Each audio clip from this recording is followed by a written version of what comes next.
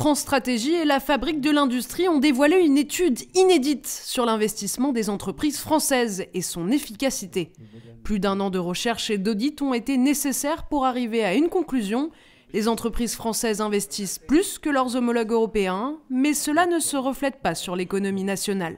Au-delà du fait qu'on a un effort d'investissement élevé en France relativement aux pays de comparaison en Europe, il y a la composition de l'investissement qui dénote d'un côté un effort d'investissement élevé dans le domaine de l'immatériel, qu'il s'agisse de la recherche-développement, des logiciels et bases de données, mais aussi peut-être aussi d'autres choses qui ne sont pas toujours dans les comptes nationaux.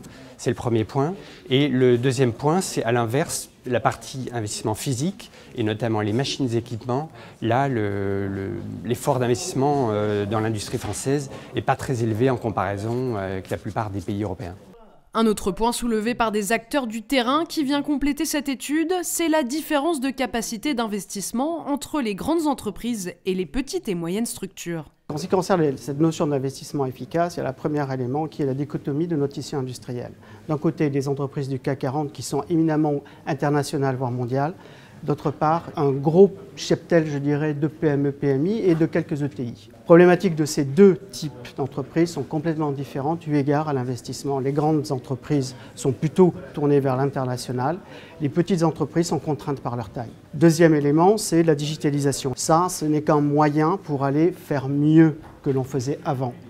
Tant que vous n'avez pas revu vos processus industriels, on ne peut pas se digitaliser de façon très efficace. D'autres études viendront compléter ces résultats pour répondre notamment aux questions des fortes différences de chiffre d'investissement entre la France et d'autres pays européens. On a établi maintenant de manière assez solide les principaux faits dans ce domaine.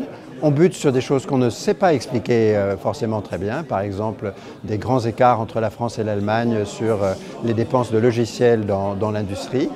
Et donc il y a à la fois des conclusions déjà très fortes sur un sujet très important et puis derrière la volonté de continuer à étudier pour mieux comprendre. Cela veut dire que nous n'avons pas assez de sites industriels en France par rapport à la taille de notre industrie, que donc il faut développer les sites industriels en France. Je ne crois pas à la France sans usines. Je pense que la France doit avoir des usines et que donc la question centrale maintenant, ça va être comment on peut attirer les entreprises en France de telle manière qu'elles investissent dans des usines. D'autres travaux complémentaires seront menés pour parvenir à des conclusions finales afin de les soumettre au gouvernement.